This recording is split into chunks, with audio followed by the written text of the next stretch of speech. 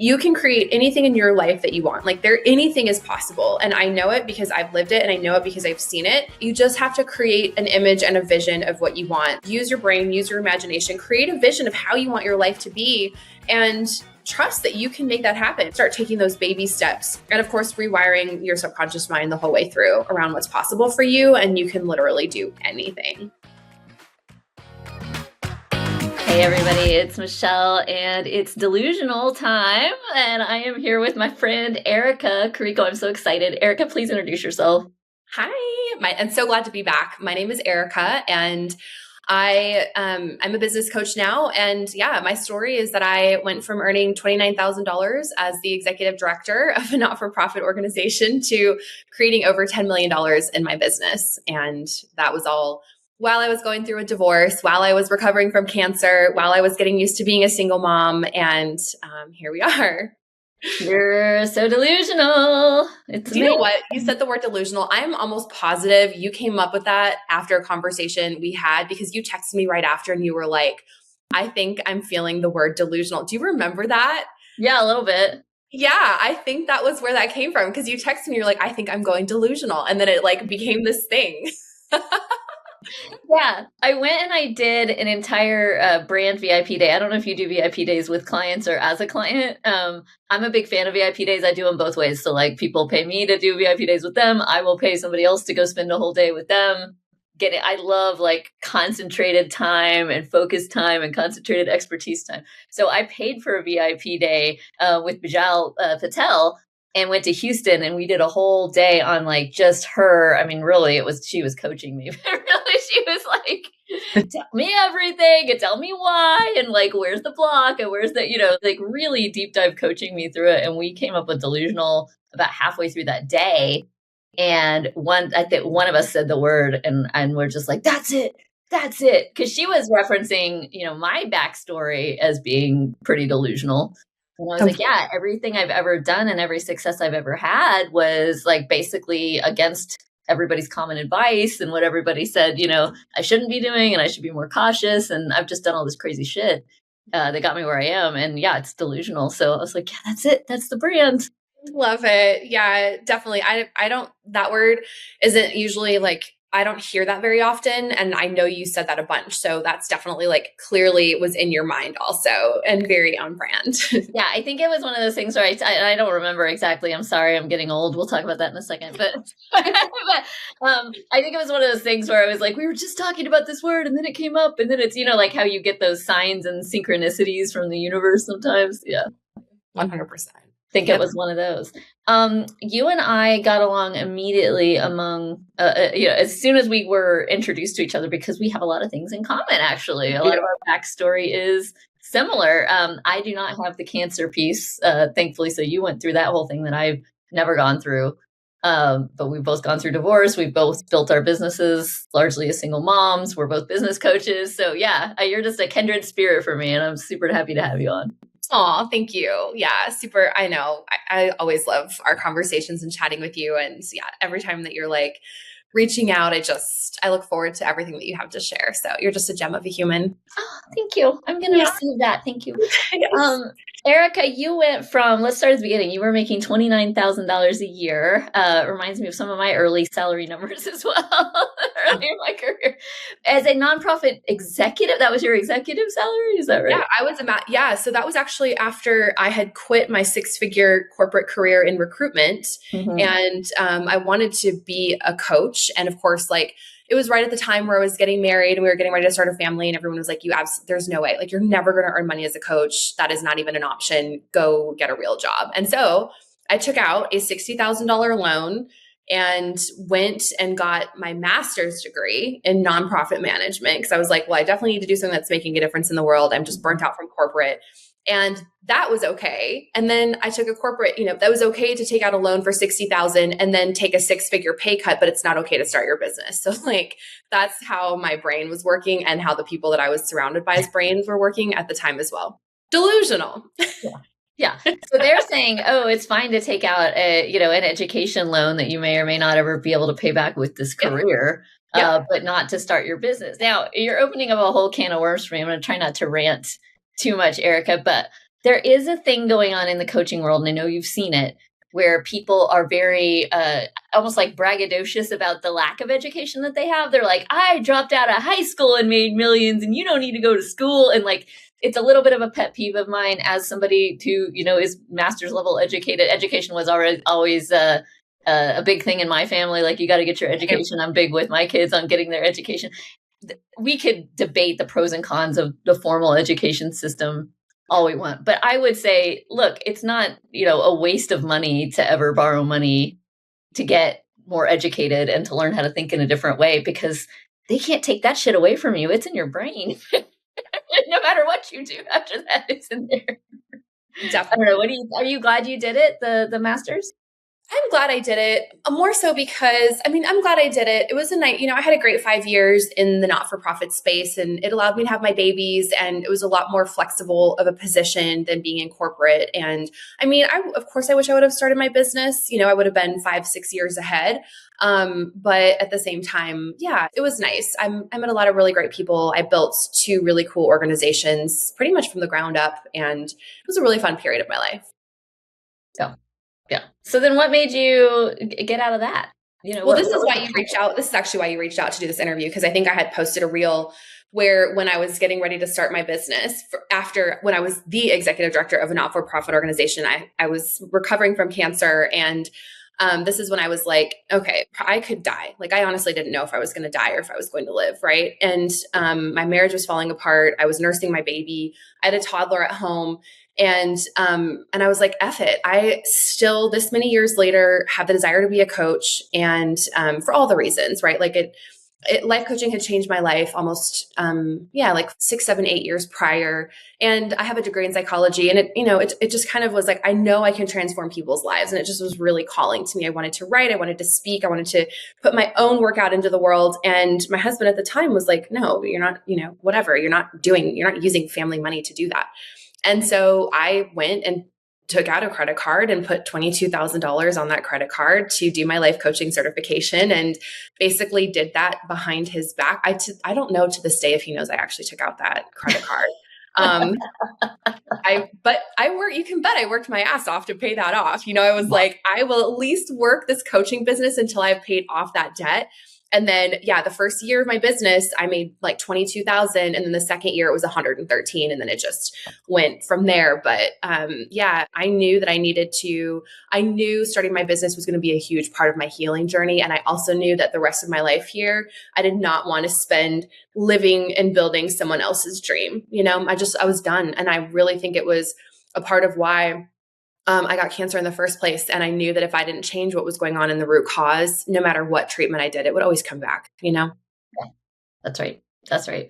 I want to talk about the husband thing for a second, because right now on social media, there is a trend, I'm sure you've seen it, where somebody comes in and says, oh, my husband says I can't do this. And they say, would you like to see some other options? And she says yes. And then they send her like other men. They start showing her. It's like, you're like, yeah, don't tell me what I can and can't do. And I do want to talk about this, because we're both divorced. I'm sure we both have these stories. I try not to talk too much explicitly about my divorce out of respect, but like, yeah, of course there were tensions, being an entrepreneur, being married to somebody who at the time was an entrepreneur, had a very steady job, of me like saying, I want to take this risk and I want to take that risk with our money. And that having to be, kind of a constant discussion. And one of the things that I love about being divorced is I can do whatever the fuck I want financially. I'm like a divorce evangelist for that. And he wasn't like, a bad guy in any way about any of that. That's not like what I'm implying. It's just the having to run that by somebody else all the time is an impediment when you're an entrepreneur, especially if they're not an entrepreneur and they're not thinking like an entrepreneur. 1,000,000%. Even today, I'm almost 6, 7 years out at this point, and I was just on my walk and I was like, I'm so free. Like, it still hits me, God, what was I thinking? I don't know. Anyway, long story short, a lot of people do have very, very, very supportive partners. A lot of people, they do have like even entrepreneurial husbands who are kind of paving the way, but that was absolutely not my case. And I always felt like very limited in that marriage by his own limiting beliefs and how he saw himself and what he felt was capable for his life. and it just boxed me in, and I really just felt like I knew, I remember saying these words, like, I actually can't be who I'm meant to be in this world. And I can't do what I know that I'm meant to do in this world, in this marriage. Like Yeah. I knew it. Well, yeah, yeah, and I don't know about you and how and what your client screening process is like. I actually screen for that on the intake when people want to work with me. If they're Cool. married, I'm asking them about their spouse and how supportive their spouse is, because there is a line at which I won't take it as a client. I just won't take that case. And I'm like, look, if you've got somebody literally, in your ear on the pillow at night saying things to you, my voice is not going to be louder than their voice. Like, I'm not winning this. No. And I've had some clients that have gone through working with me and have ended up getting divorced. And that happened enough early on that I was like, am I doing a bad thing? Like, am I? And it was like, I went case by case and I was like, no, every single time this happened, we were working on knowing your value with pricing. And they were like, oh, I'm not valued in my marriage or whatever. Like, it was something that we were doing business wise that brought up stuff that then affected how they were being treated in their marriage. And they started to realize, oh, this isn't actually going to work for me, et cetera. And it was like every single instance of it, I looked back and was like, that was a net positive, like that person. And, up to and including people that were in abusive situations, Right. being able to leave based on, now I can make my money for myself and I have value and I don't actually need this person who's mistreating me in my life. So, divorce is, it's not easy, but it's certainly not always a bad thing. And for entrepreneurs, sometimes it can be easier to move on your own, Yeah, absolutely. Yeah, I could not agree more. Same over here. We have a lot of clients that end up leaving marriages. And we also talk to a lot of women. My sales team, I know they talk to a lot of women where they are not able to join our program because their husband says no. Like, a lot of times, really, they are a full body yes. This is something that they can see themselves doing. And then, 1 or 2 days later, my husband is not supportive and they have to bow out. So yeah, it's a You thing. got to start doing that. Would you like to see some other options thing? I love that. That's awesome. Now you work exclusively with women, is that right? Yeah, that's right. Yeah. Yeah. And so that's something that we don't have in common. I work with everybody, all genders.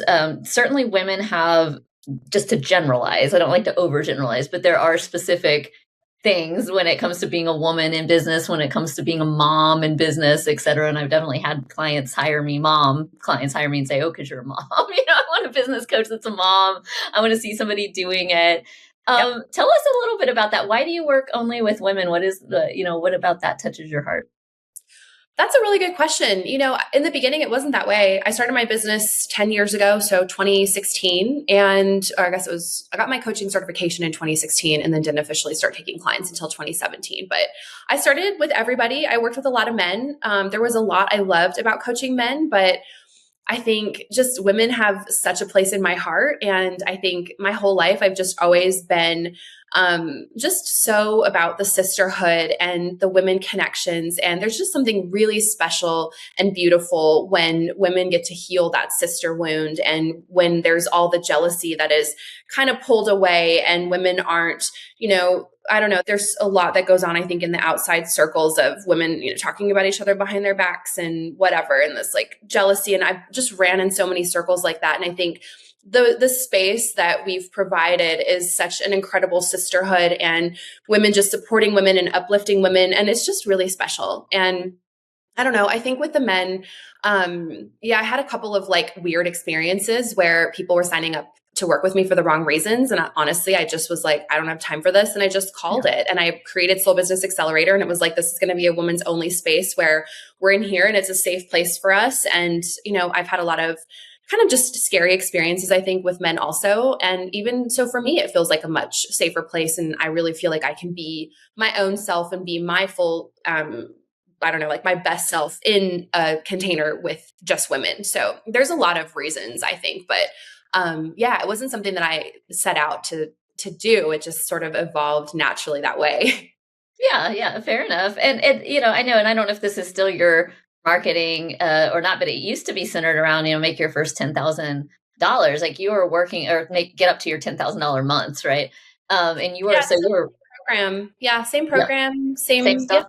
Same stuff. Yeah. Yep. And so you're working with women that are really at the startup level. And when you're talking about that, $0 a month to 10K a month transition, like that is life-changing. That is the very first. And I still work with startups partially as well, because I call it my heart work. Because when you're talking about changing somebody's life, it is that first 10K a month coming in that makes them realize, oh, I don't need to go work for somebody else. I don't need to be, dependent on a man or another woman or anybody. I can actually go and create money for myself, and I can actually create an independent life for myself. And then I always tell them 0 to 10K is harder than 10K to 100K. 100%. 1 million. It's the hardest, I think, milestone, that 0 to 10K for almost anyone, for myself included. But yeah, once you can get past that, I think it just goes so much quicker. It's like way easier to make 20, 30, 150,000 a month, 200,000 a month than it is to make that initial 10K a month. Because you have to see yourself in a completely different way. Like, you're completely changing your self-image, right? You have to completely change your way of being and your way of thinking and how you see yourself in your life. It's like a total rewiring, I think, has to happen. Yeah. The big identity shift. Yeah. Is seeing myself as an entrepreneur to get to that 10K. One of the reasons that I made this show and that I continue to make this show is as a response to folks who would be in my DMs being like, I love everything you do. I could never afford to work with you, but I love everything you do. I could never be an entrepreneur because XYZ. And I just wanted to evidence stack, like, look at all of these different instances of all of these different people who came from all these crazy circumstances and then ended up being wildly successful, whether that is, financially or otherwise. And like, you can do it. I believe this is episode number 34 or 35. Forgive me for not knowing exactly, but we're building a pretty good book of evidence here that says, hey, maybe you can see yourself in some of these people. So like, what is that story that your women are holding on to when they first come to you? Like, I think I can do it, but I don't know. Like, what's that identity shift that needs to happen for them?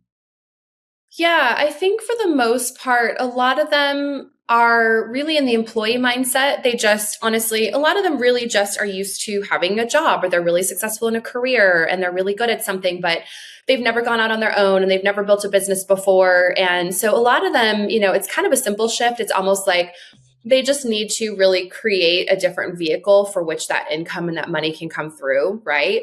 But for others that they may be stay-at-home moms, or they maybe just have never even created income for themselves, it's a whole different identity shift. And I think for them, it's like they don't even see what's possible for them. And so I think by them coming in, we have a roadmap. They feel like, okay, this woman's done it from scratch. She was at nothing, and she has this roadmap and she has helped all these other women do it. I think putting themselves in the room, I think it just makes that feel more normal and almost like, yes, if it's accessible to these women, I can do this too, Yeah. It's a theme that we hear a lot on the show, which is, hey, why did you think you could do this thing that you did? And people say, well, because I saw somebody else doing it. And I thought if that person can do it, I can do it. And then, of course, as coaches, we like to be that model for our clients as well. You brought up something interesting that I want to go into, which is as a coach, and specifically as a business coach or a business strategist or anybody working in that realm, we often see all this possibility for our clients that they can't see for themselves. And part of what I'm doing, this is where I get woo-woo with it because I hold it energetically, but part of what I'm holding energetically for people is I'm holding the vision and the belief, and all of the positive energy behind that they're like a little too scared to even kind of step into that full delusional belief. Like, I'll be delusional for you. But I know you can do it because I've seen people do it, and I've seen people that kind of started off worse than you do more than what you're trying. Like, I've been doing this for a long time, about the same amount of time as you, about 10 years. Right. And it's like, yeah, I know you can do it, even if you don't know you can do it. But there is a line at which we don't want to cross where it's like, hey, I can't believe in somebody's dream more than they do. You can lead a horse to water, but you can't make them drink. I can't make somebody commit to an entrepreneurial journey and all of the, emotional ups and downs and, time commitment and action and everything like that comes with that. And so I'm very much like, I'm not pulling you into, I can see it. If you want to do it, it's here. But it is not my job to like pull you into this vision that you told me you wanted. Yeah. Definitely. That actually was hard for me. That was something that I had to really work to kind of like let go of myself, was that, okay. And this, that took me a couple of years, was like, sure, these people are joining my program, but it's like, there are some where they just refuse to do the inner work, right? Like they literally, either there's not the awareness yet, or it's like they literally need to go and do some deeper healing or whatever it is. But it's like, I would try to want it more than them. I would try and like convince them into it. I would try and help them do all the inner work. And it's like, this is not a group therapy program. This is a group coaching program for business, right? So it's like, I had to always, you don't ever want to leave anyone behind, but it's also like, I can't do this work for you. And this is, and I can't want this more than you. And I can't take the fear away. And I think, yeah, we all have to be doing the own inner work alongside of our journey. And it's like, I always have outside resources as well, because I know I'm going to get tripped up. I know I can't see, my blind spots. And I know if I don't do the inner work, I'm going to be, it's going to be reflected in my business and my my plateaus and all the things. So yeah, I had to work around that. Was like, I didn't want anyone to be left behind. But the reality of the situation is when you're working with a lot of people, you can't want it more than they do. They have to want it and they have to do the work, or it's not going to work, Yeah. And I imagine you had an aha moment, because anytime you're seeing, oh, this is everybody else that needs to do inner work, you have to go, yeah, me too. Right? Oh, this is my shit coming up where I'm trying to rescue everybody, right? Did you have that aha moment of like, oh, I have some trauma work to do and some processing to do so that I'm not trying to like rescue everybody that doesn't want it? Yep. Or like, I'm a failure. There was a period of time where like, I felt like I was failing if those people would end up dropping out, or if those people just couldn't get over the fear or whatever. I felt like I was the failure, and that was clearly, that there was some work I had to do around that too. Oh yeah. Because you're taking on responsibility for stuff that's not yours. Right. Exactly. We have to coach our entrepreneurs around this too. I'm going to bring this up because I know you probably get into, at least when people are hiring their first employee or two, at that 10K level. But we have to coach around, hey, this is an adult, by the way, that you're hiring. This is not like another dependent that you're adding. A lot of parents will kind of almost treat an employee like a child, like, I'm responsible for this person's livelihood. And it's like, I'm glad you're taking payroll seriously, like you should. And they're a grown up. Like, they can go get a different job. Like, they can tell you if something's not good. You have to let adults be adults, right?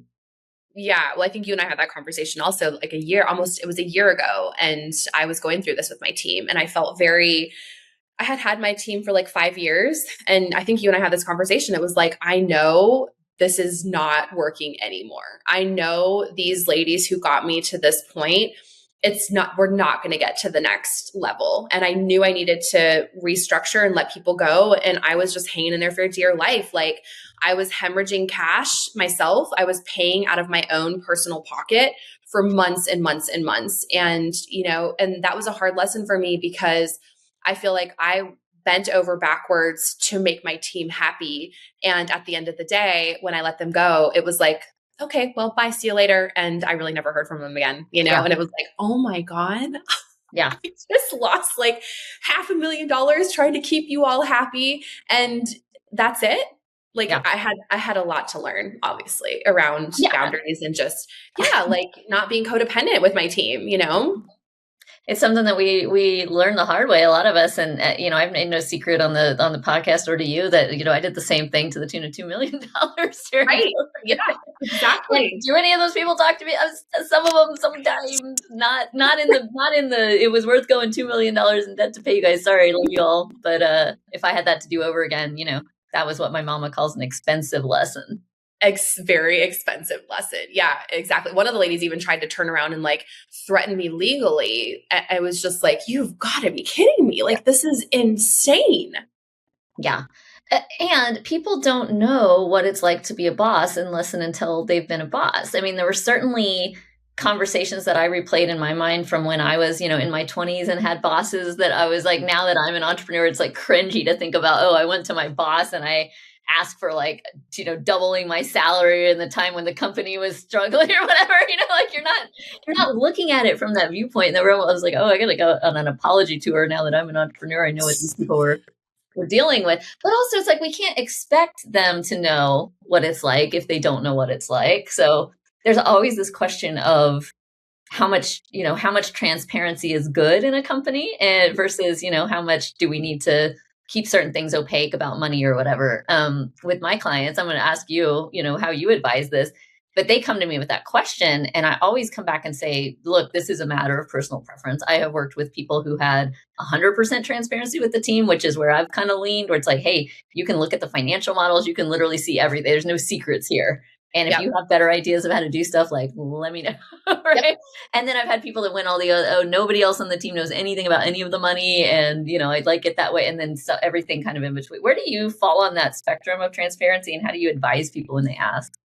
That's a good point. That's a really good question. I mean, I'm 100% transparent. I think for me, that's just always I've just always wanted to build my business on the back of being transparent and authenticity and integrity. And at the time it wasn't, everyone on the inside can definitely see what's going on as far as numbers go. The team knows exactly where we are, where we're struggling. But I think for me, when, I was very transparent at the time. It was like, okay, this is definitely happening. And if we don't fix this, or if y'all can't figure out this, here's the reality of the situation. Right. And so they knew month after month, I was paying them out of my own, the savings and whatever. And at the end of the day, it just didn't matter, Yeah. Yeah. Well, and it's not their burden to take on. And that's that's the argument for being less transparent, is you're kind of putting stress on people that they didn't sign up for because they're not an owner or a partner of the company, or even working at an executive level in the company. They shouldn't be stressed out about how are we making payroll on Friday. That should be like an owner level stress point. So, there's arguments for it.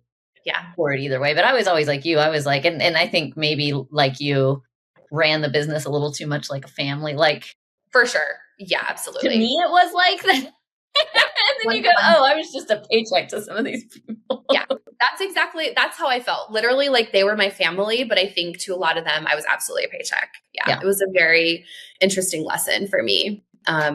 Which is also fair from their standpoint, right? Like no employee is obligated to feel like their boss is their family. No. Like you're totally allowed to just go to work and get a paycheck and go home. Like that is okay. Absolutely. That's why it's like, it's our lesson to learn. I think that's learning boundaries. And I think, for me, I had to learn that lesson or I wasn't going to be able to get any further in my business anyway, so it was definitely all really good. And I feel like I've come back around on the other side, much more powerful leader and just a much more powerful visionary, and everybody's in the right roles and everything is just so great. And it's like a million times stronger now than it ever could have been before, so I needed that to happen.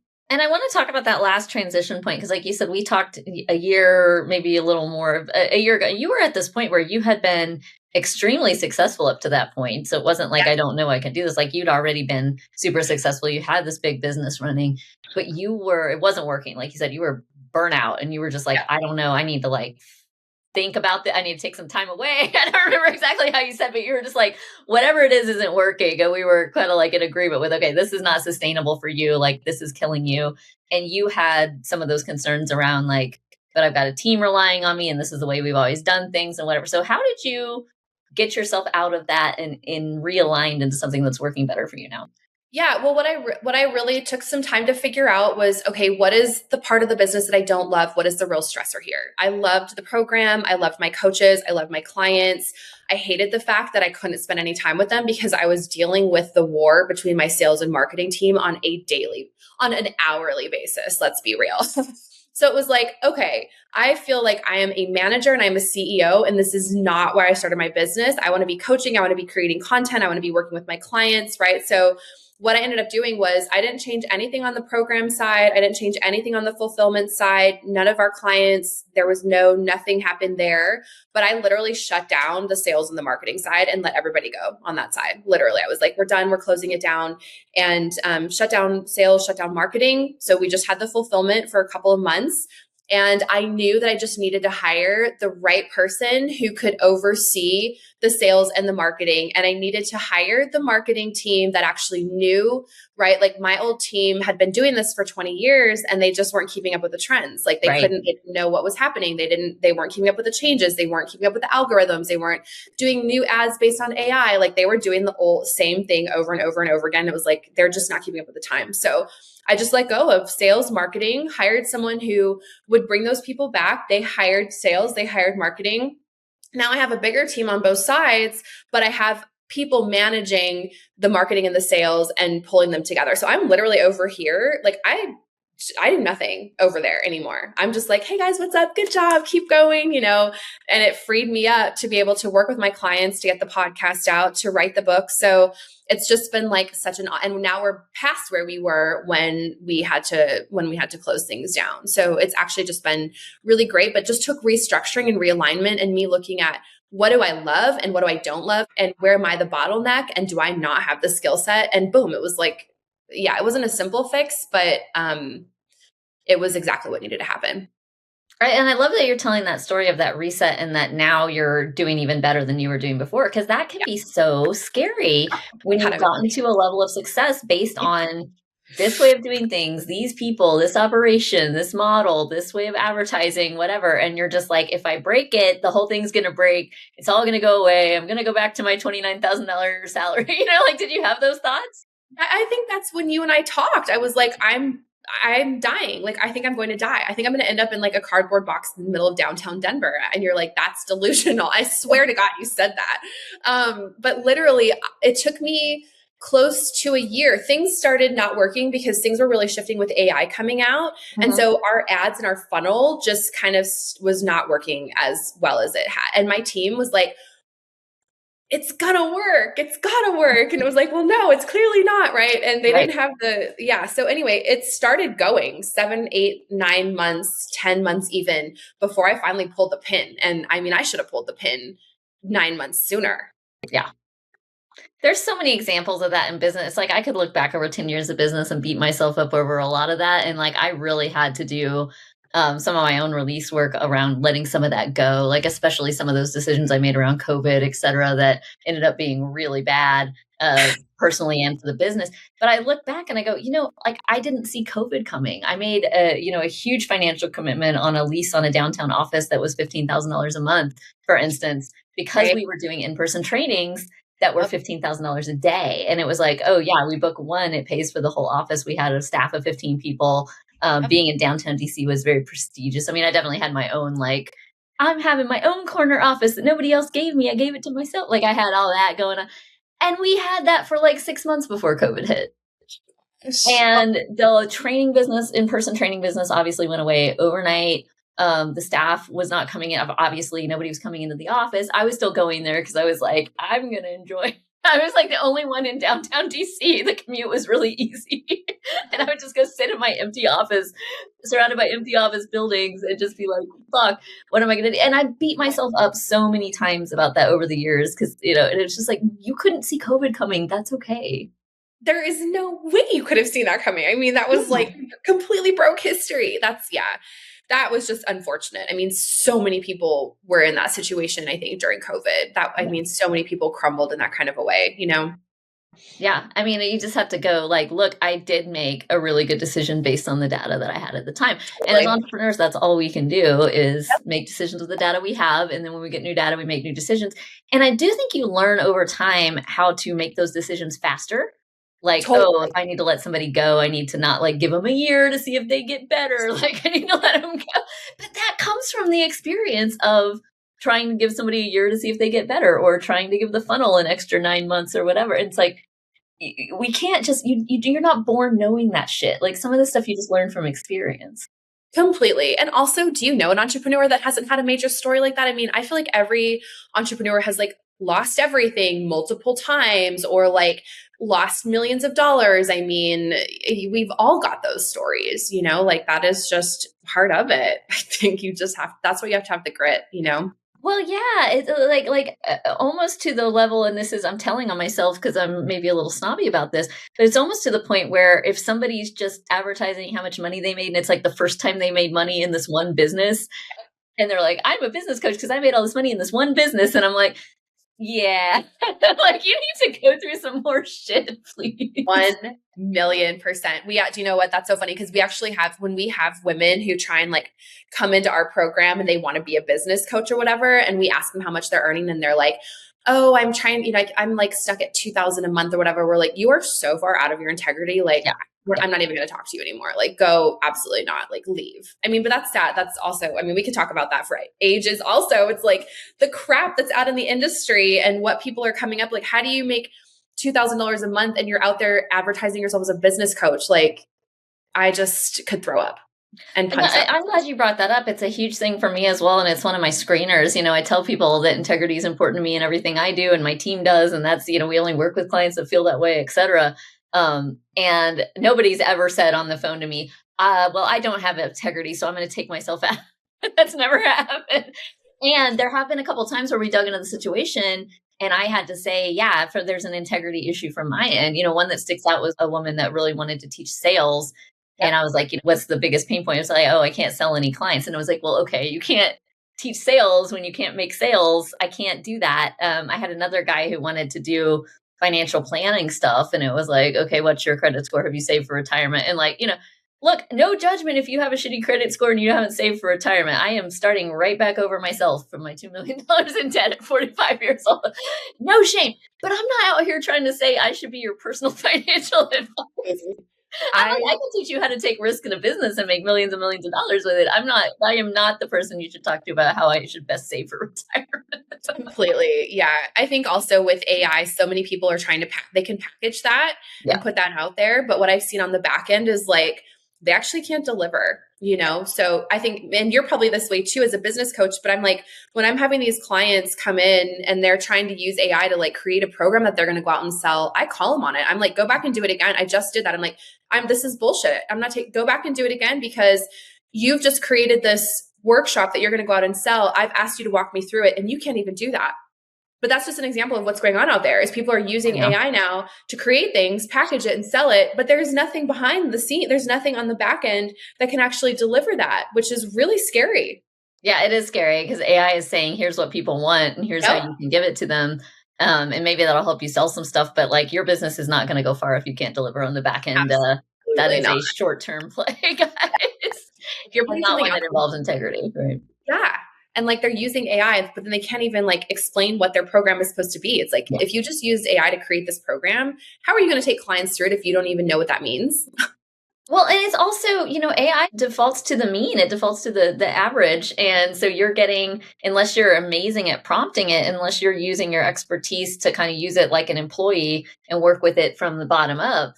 If you're asking it to do strategy level stuff for you or executive level stuff for you, it's going to default to the mean. It's going to be okay.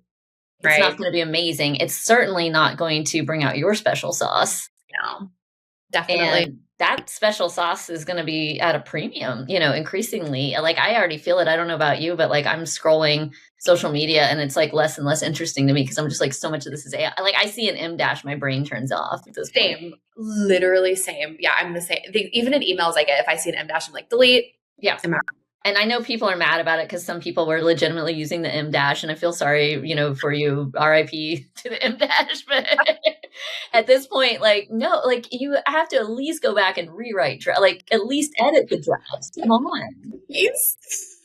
Oh my goodness, I know. Well, I think honestly, I keep telling people this too, and I don't know, maybe you feel this way, but I really do think it's swinging this way. Everything is so AI heavy, but people are just going to come back and they're craving human connection and they're craving real, true medicine, and they want that depth and that soul in what they're investing in. At least I know I do, and I'm starting to see that people are coming back around.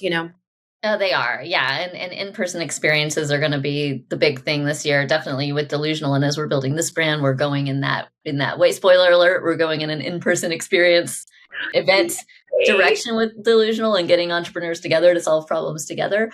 And the rest of my training focus for this year is focused on training entrepreneurs and coaches, people that want to do healing type coaching and getting deeper with it. So, teaching people the energy work sides of it, teaching coaches to actually be better coaches, because there is so much emphasis in our industry on the marketing side of it. The best marketer wins, the funnel's got to work. You've got to have brand trust and this and that. Yes. And to your point, if you're not actually a good fucking coach, you're not in integrity doing any of that. You shouldn't be attracting anybody to you if you can't actually get them the outcome and get them the transformation that you're promising. Exactly. That is exactly 100% right. Yeah.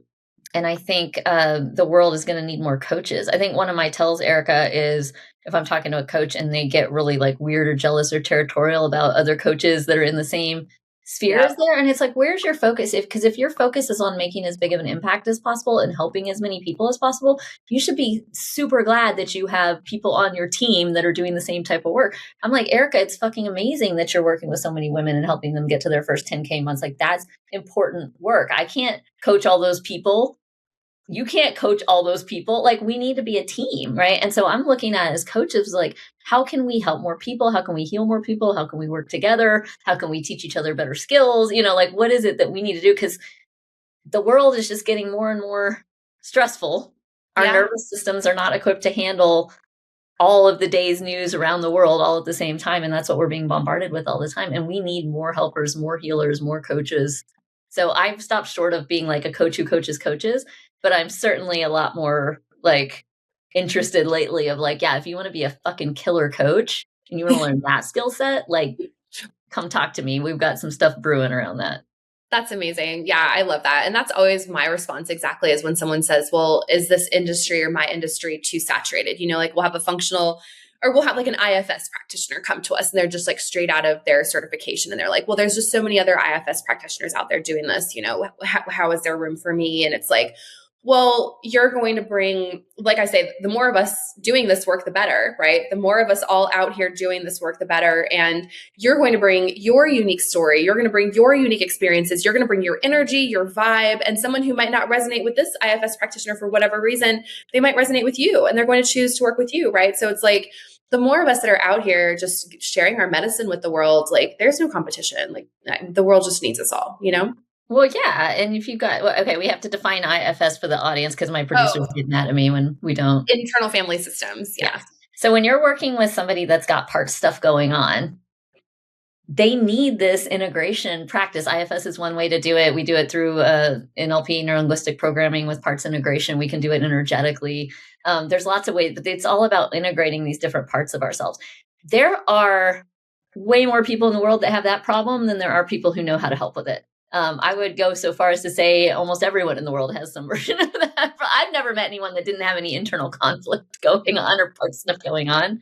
Exactly. That is exactly it. And that's where my program kind of comes into play. It's like, you just have to be visible. The more visible you can be, the more you can share about what you do, the more the right people are going to find you. You're not trying to be out there selling all these people, but you're just being visible and open about what you do. And people are going to genuinely come and find you, What was the one, I'm just going to pivot for a second, because there are people listening to this that are either they haven't started a business yet at all, or they've just started a business and it's maybe not going super well yet. And maybe they've got that pressure from their spouse or somebody that's like, when is this going to make money? Like, what is the one thing that you did, whether that was a tactical, strategic thing, or whether that was a mindset shift, or what was that one thing that really blew you up from making, like you said, I made $22,000 my first year, and then I was at 100 and something, and then it was off to the races. What was the inflection point for you? For me, it was switching my head from thinking about trying to be like some kind of an influencer, right? Or like I have to be all over social media, or I need to be posting this, that, or the other thing. And it was really like, I hated it. I hated social media. And so this is honestly the foundation of my program. And my program is built because I had these feelings when I was like, I'm just not going to be on social media, right? Like I'm going to, okay, where are my clients actually living? Like where are my clients right now? What is a really great way for me to find them? And yeah, I think it was like maybe 6 months in, and I went and I was like, I love attending workshops at this little metaphysical store that I was attending. Like as a client, I was going to like yoga there. I would go to like Reiki there or whatever. And I was like, what if I just held a how to discover your life purpose workshop here? And because that's what I was doing at the time, was life purpose coaching. And so I did. I created a 2-hour workshop, held it at this metaphysical store. I think 25 people came. Nice. They filled the seats. I didn't have to do that. And I signed $10,000 worth of clients. And it was like, okay, that was fun, you know? And it was so great. And that honestly that's the main strategy I teach now. And that was a total fluke, because it was just like, I don't want to be on social media, but I know I also have to get in front of my ideal clients. How can I do that? So I just had to go inwards, and really think about what sounds like fun for me? Mm-hmm. What sounds like something that I really would want to be doing right now, and going out and finding clients in a way that doesn't feel salesy or out of integrity or just like some, dancing on reels. I cringe.